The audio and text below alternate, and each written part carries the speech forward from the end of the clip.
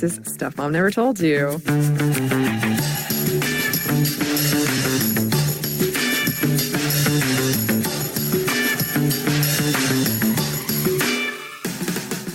And today we're doing kind of an Inception episode. It's an episode within an episode. Ooh. And that's because originally the idea for this one was painful sex, particularly for women.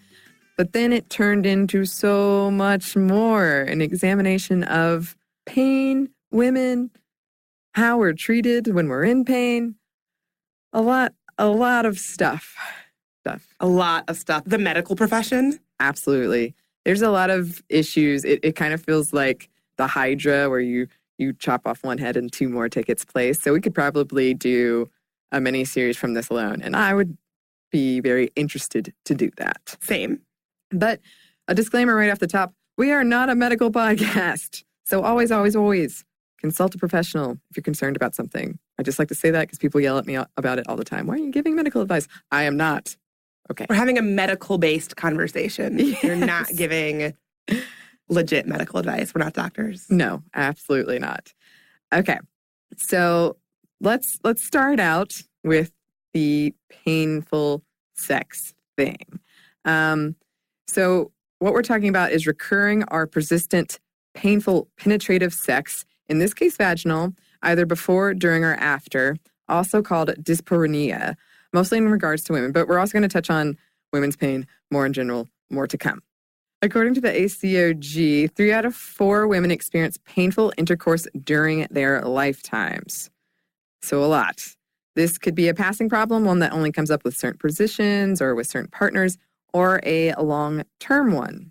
A couple of reasons why this could be the case: having an active infection like a yeast infection, chlamydia, or UTI, ovarian cysts, having a skin disorder that might develop ulcers or cracks, vulvodynia, which is chronic pain in the vulva region, endometriosis. This is when the uterine tissue lining grows on other organs, which is very, very common. Any type of hormonal change like menopause, vaginitis, vaginismus. Now, basically, this is a condition where there's an involuntary contraction of the vaginal floor and pelvic floor, which means that even putting a tampon or arousal can cause pain.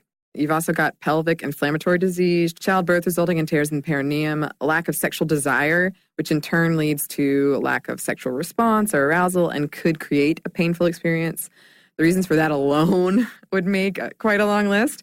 For instance, a big one is what's going on in your head, your state of mind.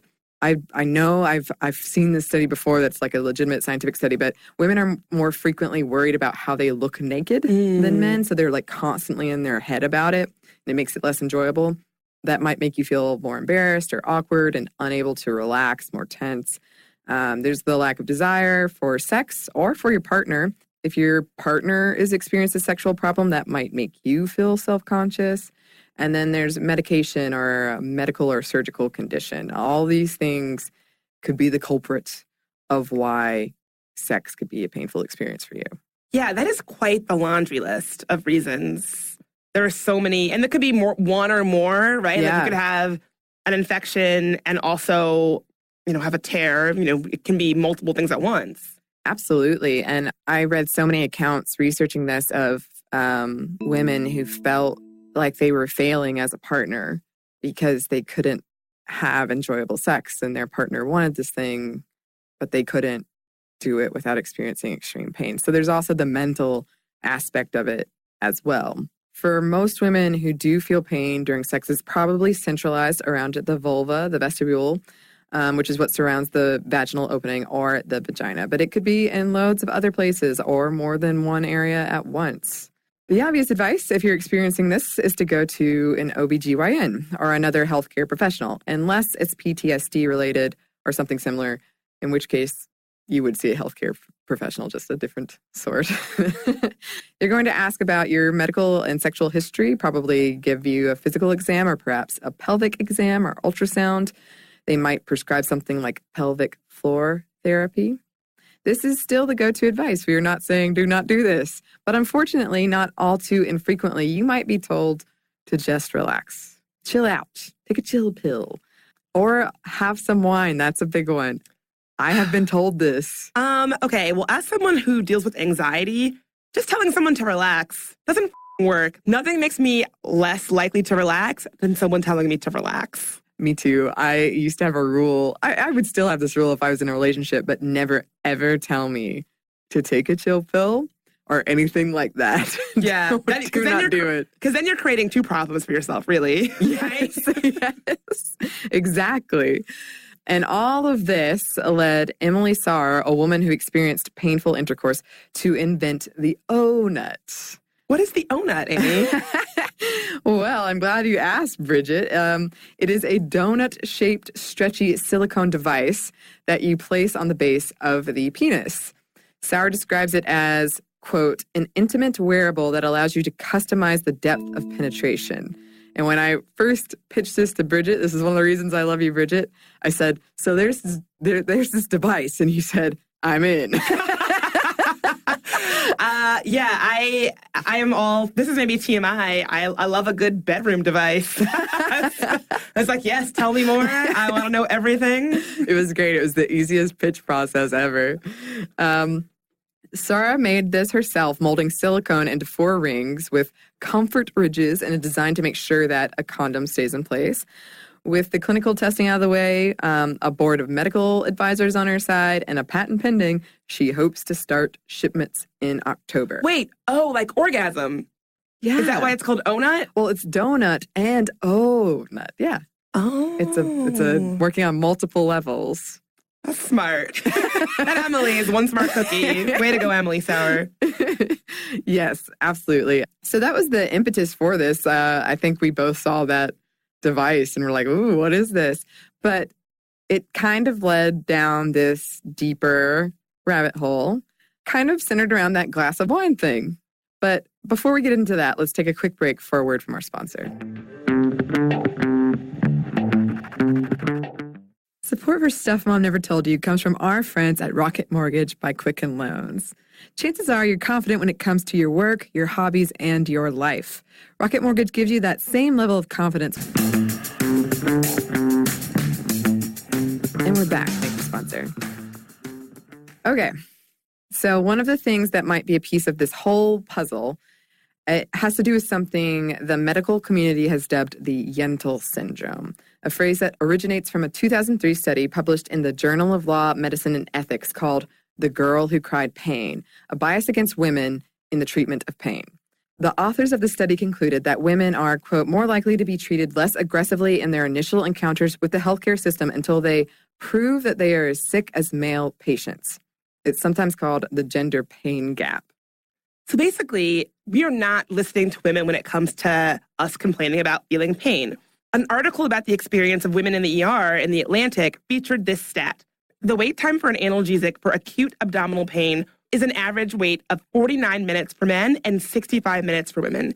That means that a woman is in pain for longer, basically just hurting and complaining, and it takes them longer to take her seriously and give her treatment for what she is experiencing, which is pain. Yeah. The woman in the story, Rachel, she went to the emergency room for extreme pain in her abdomen. And it was written by her husband, and the way he described it, it sounded brutal. When they showed her, like, how much pain are you in from 1 to 10, she said 11. And he said this was very out of character for her. So they get to the ER and were essentially patted on the head and told, we've got a lot of patients, wait your turn. The male doctor on call was so certain she was suffering from kidney stones that he never came back to make sure that that was correct. It took a whole shift change for him when he was replaced by a female doctor, when she looked at the results and realized it wasn't kidney stones at all, but ovarian torsion, which is excruciatingly painful. And she had been, I think it was 13 hours of just intense pain, and to be dismissed over and over.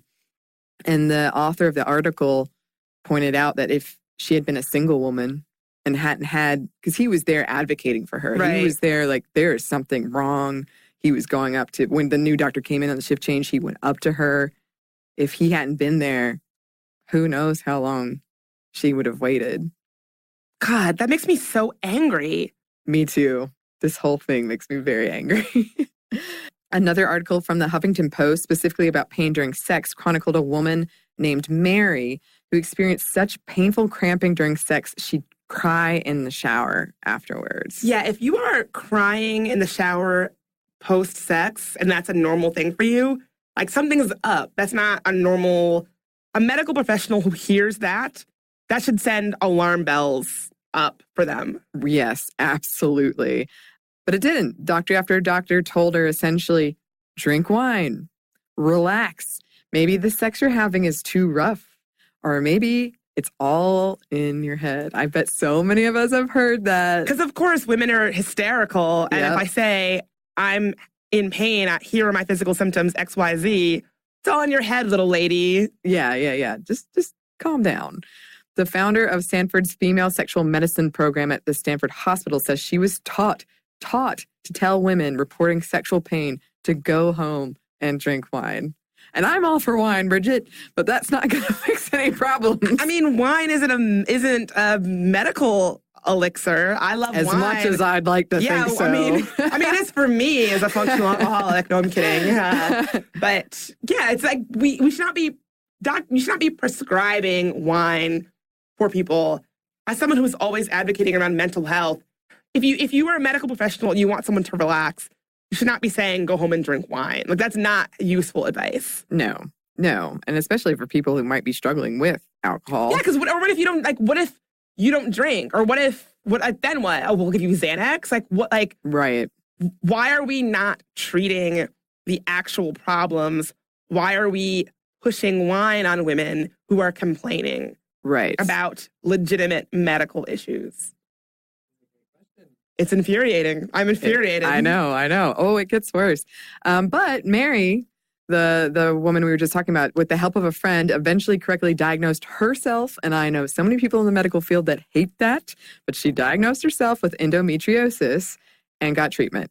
She'd also, because it'd gone so long untreated, she developed vaginismus as well. Wow. And after 8 months of pelvic floor therapy, the pain she experienced during sex is now, for the most part,